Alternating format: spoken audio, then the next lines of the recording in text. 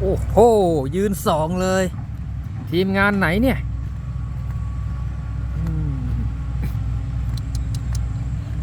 สวัสดีครับผมยินดีต้อนรับทุกท่านครับเข้าสู่ช่องรถดำซิ่งดินด่วนครับผม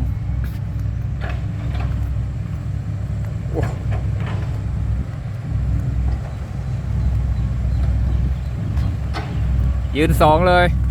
โอ้ทางโหดทางโหด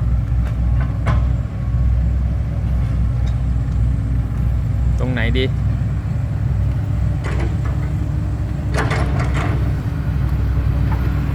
แสดงว่างานใหญ่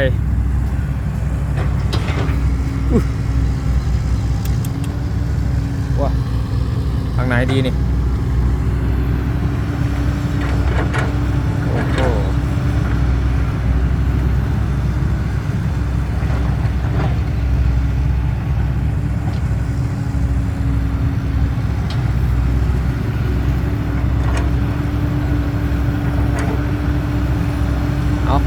งานเหมาหรือเปล่านี่ไปโอ้แจ๋วแจ๋วโอ้ยนิวเจริญภูมิโอ้ด่วนนะจ๊ะ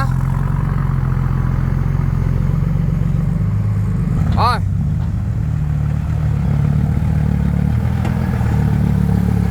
โอ้รถสวย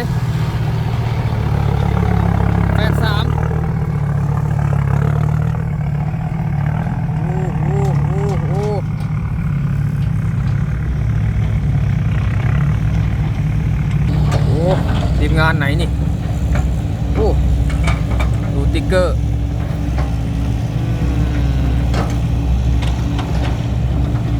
โอ้รถแต่งครับ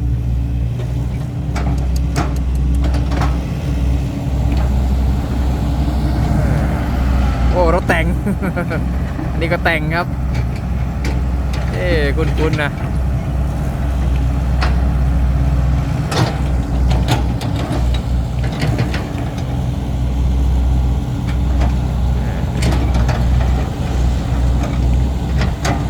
เดี๋ยวไปถามก่อนนะทีมงานไหน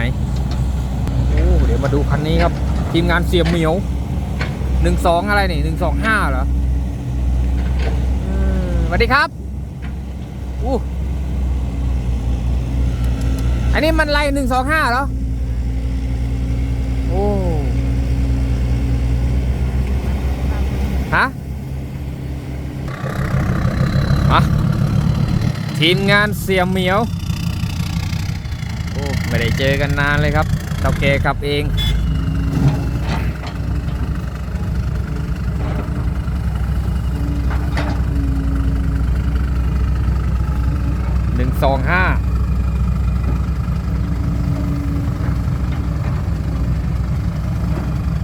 โอ้เสียงนิ่มดีนะ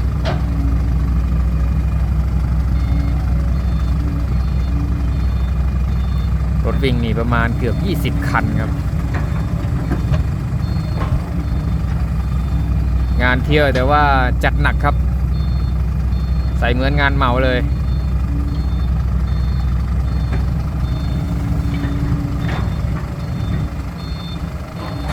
เสียงนิ่มดีนะครับนี่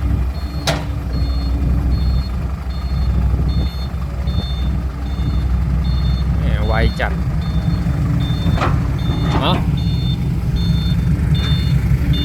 รถโซนปราสาทก็จะมารวมกันอยู่นี่ครับพอหน้าฝนที่ขุดเริ่มจะน้อยครับ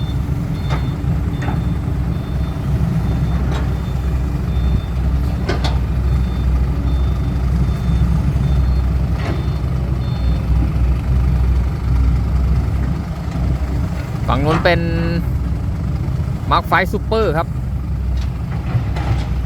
แต่ก่อนเพ้นลายนะเพ้นลายแมวเหมียวเฮ้ยลายอะไรนะจำไม่ได้คิตตี้หรือเปล่า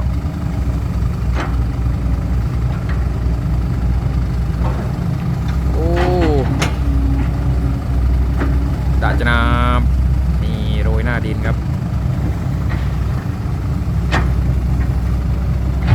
วิ่งไกลพอสมควรครับ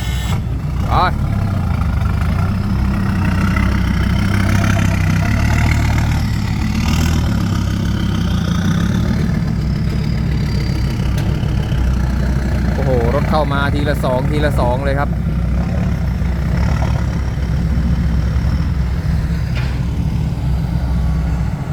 นี่จำกันได้ไหมเจ้ามาร์คไฟคันนี้ไม่ได้ถ่ายนานเลยครับเป็นปีแล้วนะครับหาไม่ค่อยเจอทีมงานนี้นะครับ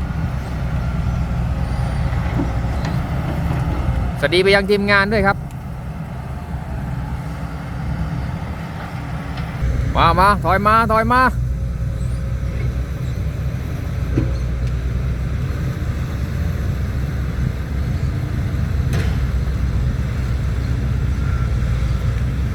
วิ่งกันทั้งฤดูฝนเลยครับทีมงานนี้นะครับงานยาว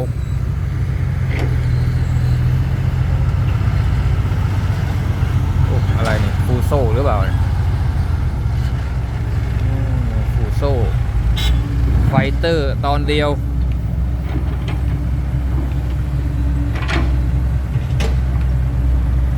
ไป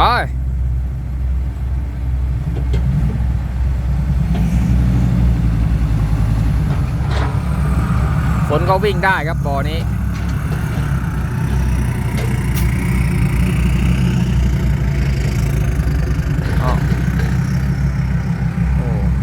บางฝนเกลี้ยงเลยครับสวัสดีครับ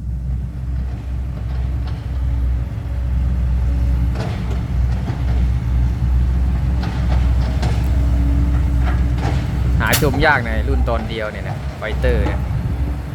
ไม่ค่อยเจอเท่าไหร่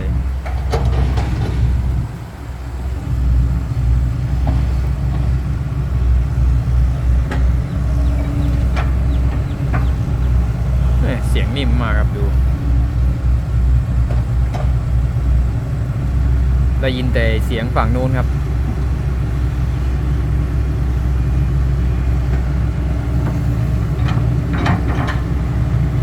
โอ้โหมาแล้วครับรถล่อก็เพิ่มหม้อมาอีกด้วยนั่นกันนั้น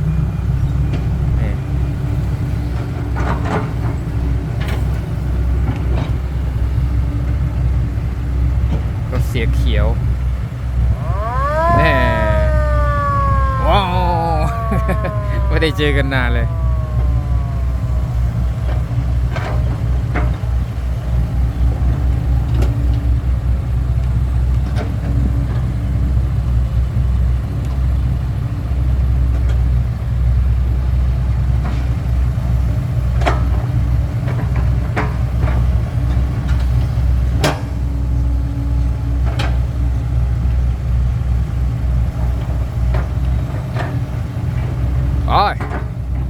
โอ้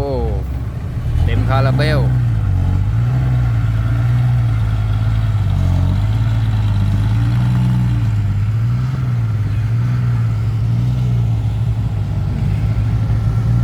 ไปดูรถหล่อกันหน่อยครับ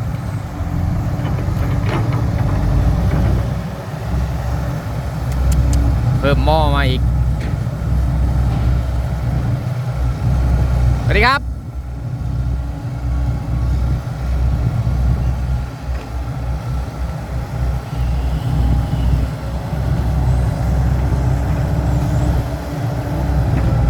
มาร์คไฟซูเปอร์ช้ากว่าคันนี้นะ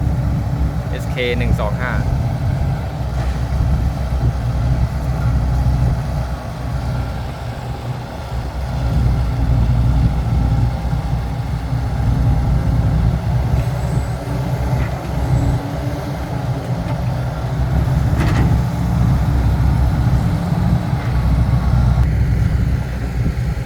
โอ้รถเข้าต่อเนื่องมากครับ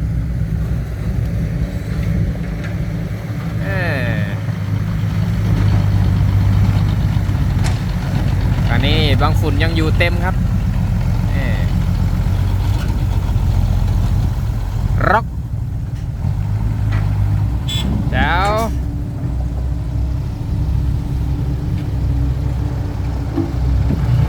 โอ้ย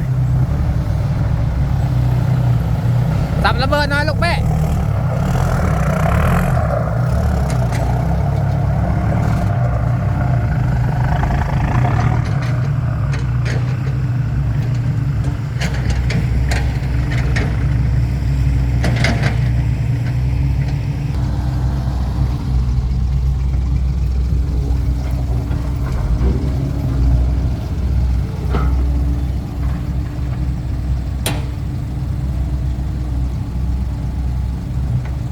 แทบจะไม่ได้ยินเสียงเครื่องเลยครับคันนี้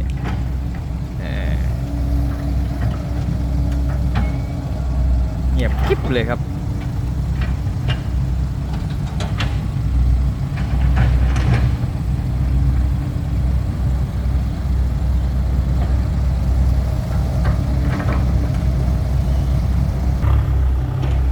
มีตอนเดียวด้วยครับ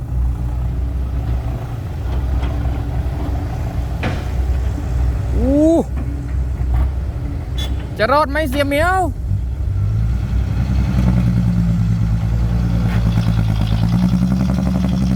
โอ้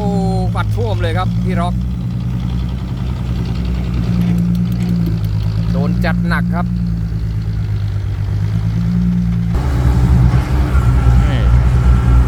คันนี้เขาว่าแรงจัดเลยนะครับ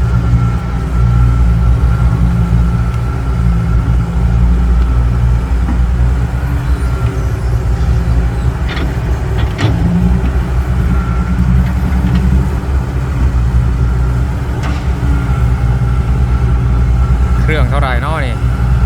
ผมว่าน่าจะหมกเม็ดครับคันนี้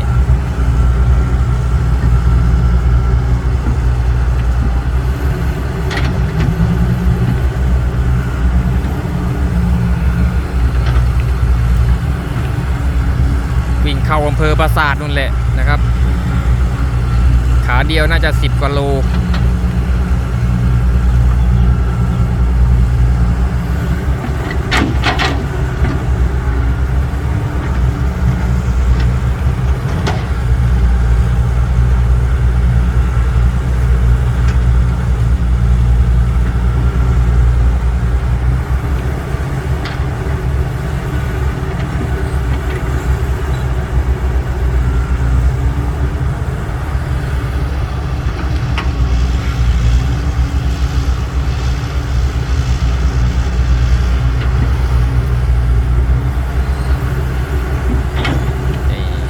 หน้าดินครับ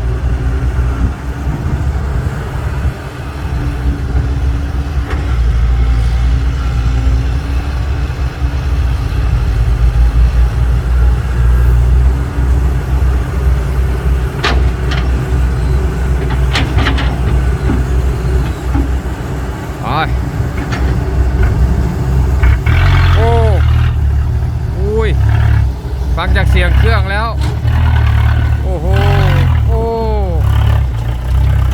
ไม่ใช่จะ6 สูบบนนี่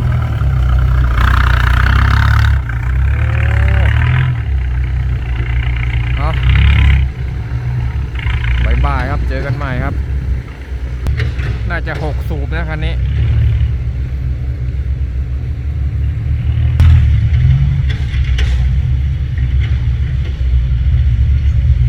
บ๊ายบายครับขอบคุณที่ติดตามรับชมครับสวัสดีครับ